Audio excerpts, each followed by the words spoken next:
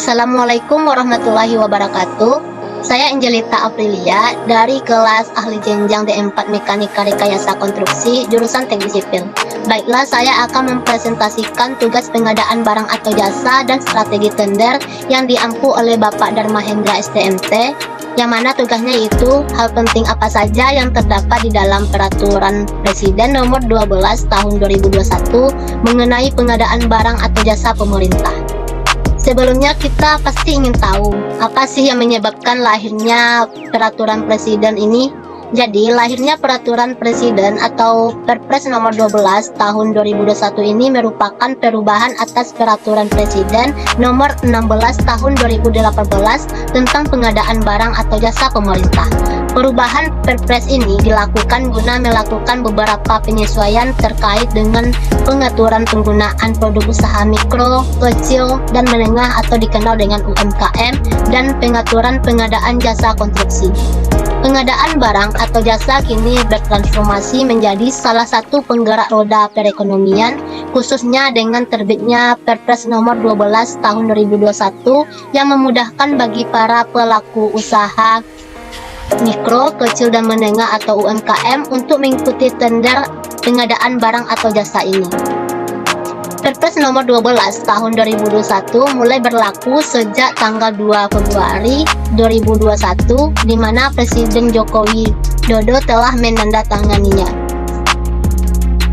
Selanjutnya, latar belakang yang menyebabkan revisi Perpres ini itu yang pertama menindaklanjuti amanat Inpres atau Instruktur Presiden nomor 2 tahun 2022 agar LKPP melakukan penyempurnaan peraturan perundang-undangan dan sistem pengadaan barang atau jasa pemerintah.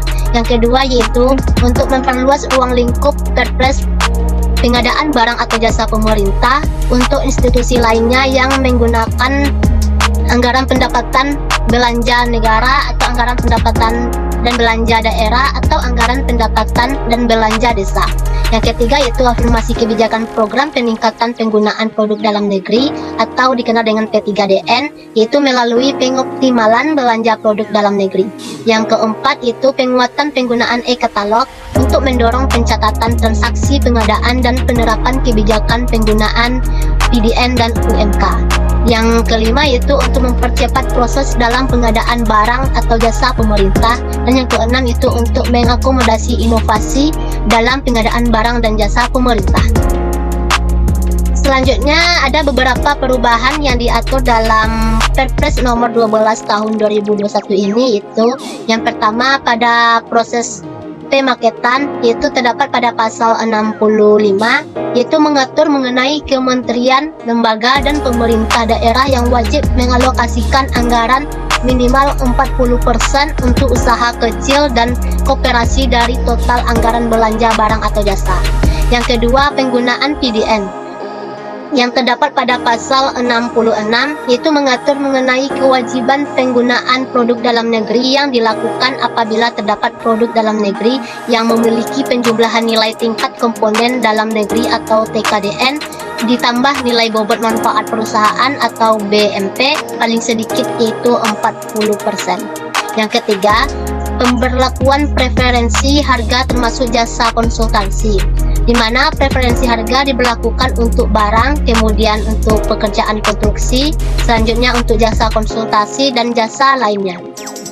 Kemudian ada pun poin perubahan dari Perpres nomor 16 tahun 2018 menjadi Perpres nomor 12 tahun 2021 ini.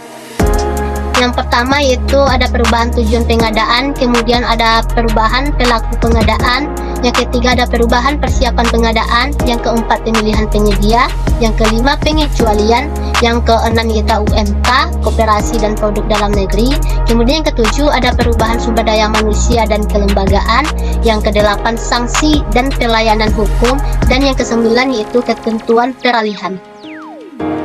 Yang pertama kita akan membahas tentang perubahan pada tujuan pengadaan. Tujuan pengadaan dalam Perpres nomor 12 ini ditekankan juga untuk meningkatkan peran serta usaha mikro, usaha kecil, dan koperasi, serta mewujudkan pemerataan ekonomi dan memberikan perluasan kesempatan berusaha.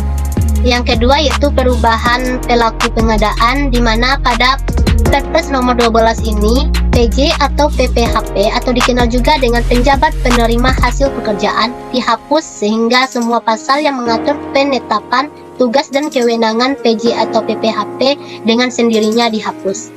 Selanjutnya yaitu perubahan persiapan pengadaan. Yang pertama yaitu pembaharuan terkait definisi harga perkiraan sendiri atau HPS, yaitu menjadi perkiraan harga barang atau jasa yang ditetapkan oleh penjabat pembuat komitmen atau PPK yang telah memperhitungkan biaya tidak langsung, keuntungan, dan pajak pertambahan nilai. Yang kedua itu, adapun perubahannya terdapat jenis kontrak pengadaan pekerjaan konstruksi yang ditambahkan, yaitu yang pertama kontrak putar kunci. Maksudnya yaitu suatu perjanjian mengenai pembangunan suatu proyek dalam hal penyedia setuju untuk membangun proyek tersebut secara lengkap sampai selesai termasuk pemasangan semua perlengkapannya sehingga proyek tersebut siap dioperasikan atau dihuni. Yang kedua ada kontrak biaya plus imbalan yang merupakan jenis kontrak yang digunakan untuk pengadaan barang atau pekerjaan konstruksi atau jasa lainnya dalam rangka penanganan keadaan darurat dengan nilai kontrak merupakan perhitungan dari biaya aktual ditambah dengan imbalan dengan persentase tetap atas biaya aktual atau imbalan dengan jumlah tetap. Yang ketiga yaitu jenis kontrak pengadaan jasa konsultasi dibagi menjadi dua, yaitu jasa konsultasi non konstruksi dan jasa konsultasi konstruksi. Kemudian perubahannya juga terdapat pada pemilihan penyedia, yaitu yang pertama pada metode evaluasi penilaian biaya selama umur ekonomis digunakan hanya untuk pengadaan barang yang memperhitungkan faktor umur ekonomis, harga, biaya operasional, biaya pemeliharaan, dan nilai sisa dalam jangka waktu operasi tertentu. Sementara itu, pada Perpres sebelumnya, metode evaluasi penilaian biaya selama umur ekonomis digunakan juga untuk pekerjaan konstruksi dan jasa lainnya. Yang kedua itu terkait pembelian elektronik atau e-purchasing, tidak saja melalui katalog elektronik tetapi juga melalui toko daring. Selain itu, terjadi perluasan fungsi dari sebelumnya hanya berfokus pada pemilihan produk menjadi pengelolaan katalog elektronik yang dilaksanakan oleh K atau L atau pemerintah daerah. Kemudian perubahan selanjutnya juga terdapat pada pengecualian, yaitu dalam hal Badan Layanan Umum dan Badan Layanan Umum Daerah belum memiliki peraturan pengadaan barang atau jasa tersendiri. Pelaksanaan pengadaan barang atau jasa pada Badan Layanan Umum dan Badan Layanan Umum Daerah berpedoman pada peraturan Presiden ini. Selanjutnya yaitu juga terdapat perubahan pada UMK, koperasi dan produk dalam negeri, yaitu penjabat pembuat komitmen atau PPK dalam menyusun spesifikasi teknis atau kerangka acuan kerja barang atau jasa menggunakan tidak hanya produk dalam negeri dan produk bersertifikat SNI saja, tetapi juga memperhatikan produk usaha mikro dan kecil serta koperasi dari hasil produk dalam negeri dan produk ramah lingkungan hidup. Yang ketujuh yaitu sumber daya manusia dan kelembagaan. Sumber daya manusia pengadaan barang atau jasa terdiri dari yang pertama sumber daya pengelolaan fungsi pengadaan barang atau jasa yang meliputi pengelolaan pengadaan barang atau jasa atau jabatan fungsional pengadaan barang atau jasa dan personel lainnya atau non-dekom. Personel lainnya terdiri dari ASN atau PNS dan PPPK, kemudian prajurit TNI dan anggota Polri. Yang sumber daya manusia pengadaan barang atau jasa selanjutnya yaitu sumber daya perancangan dan sistem pengadaan barang atau jasa sumber daya manusia yang melaksanakan perancangan kebijakan dan sistem pengadaan barang atau jasa. Yang ketiga yaitu sumber daya pendukung ekosistem pengadaan barang atau jasa. Sumber daya manusia yang terdiri dari berbagai keahlian tertentu dalam mendukung pelaksanaan pengadaan barang atau jasa. Terkait kelembagaan, salah satu poin penting yang ditambahkan adalah Kepala UKPBJ wajib memenuhi standar kompetensi jabatan yang mencakup kompetensi teknis di bidang pengadaan barang atau jasa. Yang kedelapan yaitu perubahannya juga terdapat pada sanksi dan pelayanan hukum. Di sini ada penyempurnaan dan penambahan.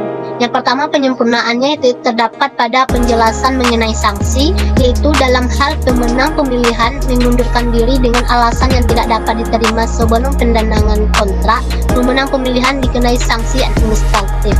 Sedangkan penambahannya itu terdapat dalam hal pelayanan penyelesaian sengketa kontrak antara penjabat pembuat komitmen dan penyedia, yaitu dapat dilakukan melalui Dewan Sengketa Konstruksi.